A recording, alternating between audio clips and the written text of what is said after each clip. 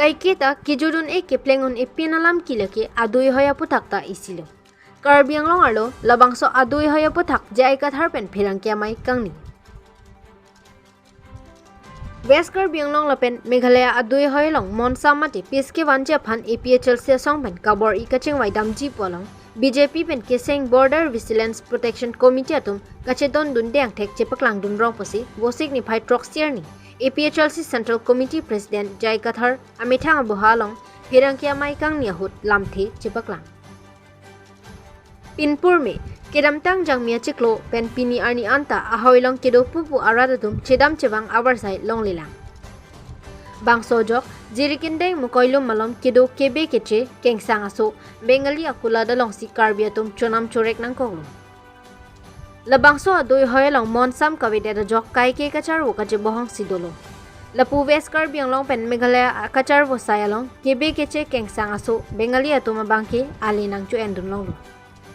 Athe kebe keche kengsang aso bengali akula dalong si Karbi atum chonam chorek nang koglo puta ningje pon tangte arju iksina alang lika ningje pon alam. APHLC atum keche thanling seta peace effort abang ini tunge claim bom jilang. Seta nono make peace lo chedam jewang nun po bang ini litum pu un eder lo. Athe mahala tum ki pu ala tum inura munit nang chetoy dun atumi la pen avoid do pikaning je. Jong si APHLC tum peace one dette la pen kasi chokai thenge je pithi do kokte APHLC tum peace polling center a committee pen cheng lok CC committee la pen central committee atum anta responsible nangi la tum man attack po munit tu pusi po responsible chot kali attack po pusi po la po ya nili tum man mane nang chok nang thengi wan TV jong si peace one dette Bis one detra la chok se thing do kokte baba ni lagi BJP munit BJP munit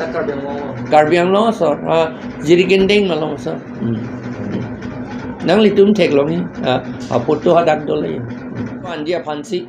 arle lammen polote nitum peace ke wanjia phansi APHLC to meeting do lo seta aphrang pen la Karbi Anglong Autonomous Council la pen Assam government DC sia convene pot Assam government punang kok Assam government tum peace committee meeting dulu amal so meeting long pini pen para ke sedam chewang nang ni pu la pen economic blockade si resolution and wrong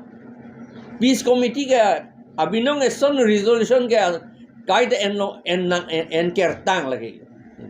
peace committee si ke try ke un eder lo itu aku try to sinang po bang si punangi ang no bang asap munit tum da jasemet Karbi to mang kroy kre ye la aja kado we kalide headman tum an ke namane rong asar tum an ye pulo cumang dala pen Karbi tum ta peace ke do vek ni kang samwan vek ni seta la peace ke wanji kamatha tum arong asar tum phanta hedi penang ana munit tum do pu alam sapta kroy kri rong asar tum alam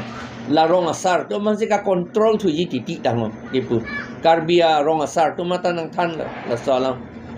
amen ni pudam de det pon lo te la tum han chok theng barata v2 det ta thek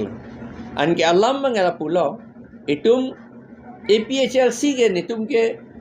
inglong so an ke chelang pet nai pulok sini tunge kabor i pupe de election dai un elo sikidul ta pedun elo autonomous state ta hangun e la pulote tribal tu manje bohong thurong lote henomene tribal tung bong ka hindu ta duvek po thek lor lo lage da la tum phan nep no nante people nep ni de